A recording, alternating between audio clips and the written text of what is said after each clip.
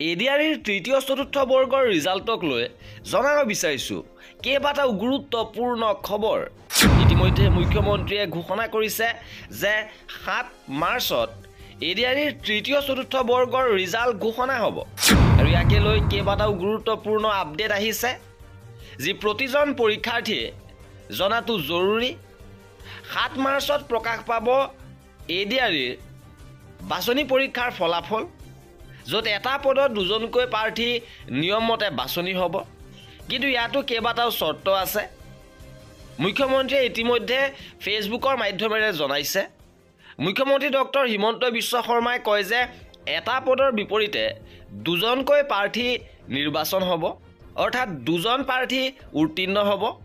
অৱশ্যে যদিহে উত্তীৰ্ণৰ বাবে প্ৰয়োজনীয় এটা নিৰ্দিষ্ট নম্বৰ অৰ্থাৎ কাট অফ মাৰ্ক একাধিক পৰীক্ষাৰ্থীয়ে লাভ কৰে, তেন্তে উক্ত আটাইকেইজন প্ৰাৰ্থীয়ে লিখিত পৰীক্ষাত উত্তীৰ্ণ হোৱা বুলি ঘোষণা কৰা হ'ব। অৰ্থাৎ কাট অফ নম্বৰ যদিহে একে হয়, একে নম্বৰ একাধিক সংখ্যকে লাভ কৰে, তেতিয়া একাধিক সংখ্যক প্ৰাৰ্থী উত্তীৰ্ণ হ'ব। লগতে লিখিত পৰীক্ষাত উত্তীৰ্ণ প্ৰাৰ্থীসকলে পৰৱৰ্তী সময়ত নিৰ্ধাৰিত দিনত মৌখিক সাক্ষাৎকাৰত অৱতীৰ্ণ হ'ব লাগিব। তদুপৰি চলিত বৰ্ষৰ শেষৰ ফালে পুনৰ এডিআৰি পৰীক্ষাৰ বিজ্ঞাপন প্ৰকাশ হ'ব আৰু আশা কৰা হৈছে যে মে'ৰ ভিতৰত এই নিযুক্তি প্ৰক্ৰিয়াসমূহৰ এপইণ্টমেণ্ট লেটাৰ আপোনালোকে লাভ কৰিব। অৰ্থাৎ মে'ৰ ভিতৰতে সম্পন্ন হৈ উঠিব। ৰিজাল্টৰ লগে লগে আপোনালোকৰ ভাইভা লগতে স্কিল টেষ্টসমূহ অনুষ্ঠিত হ'ব আৰু ইয়াৰ লগতে ৰিজাল্ট প্ৰকাশ পাব আৰু মে'ৰ ভিতৰত আপোনালোকে নিযুক্তি পত্ৰ লাভ কৰিবলৈ সক্ষম হ'ব।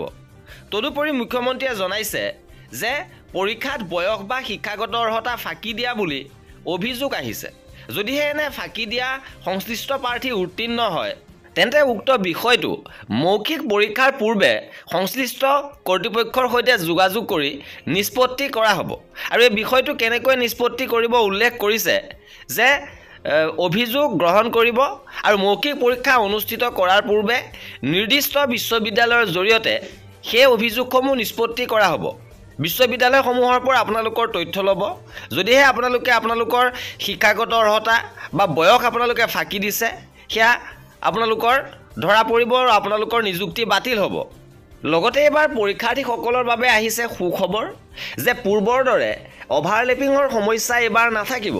কাৰণ যদিহে এজন প্ৰাৰ্থীয়ে 2-3টা পদত নিযুক্তি লাভ কৰিবলৈ সক্ষম হয়, 2-3টা পদত নিৰ্বাচন হয়, তেনেহ'লে তেওঁক লটাৰীৰ জৰিয়তে এটা পদত নিযুক্তি দিয়া হ'ব। আৰু এয়া আছিলে আজিৰ ভিডিঅ'টোত। সকলোকে ৰিজাল্টৰ বাবে শুভেচ্ছা জ্ঞাপন কৰিছোঁ। নিয়োগ আৰু নিযুক্তিৰ প্ৰতিটো খবৰ পাই থাকিবৰ বাবে আমাৰ চেনেলটো ছাবস্ক্ৰাইব কৰি ৰাখিব। ভিডিঅ'টো শেষৰলৈকে চোৱাৰ বাবে বহুত ধন্যবাদ।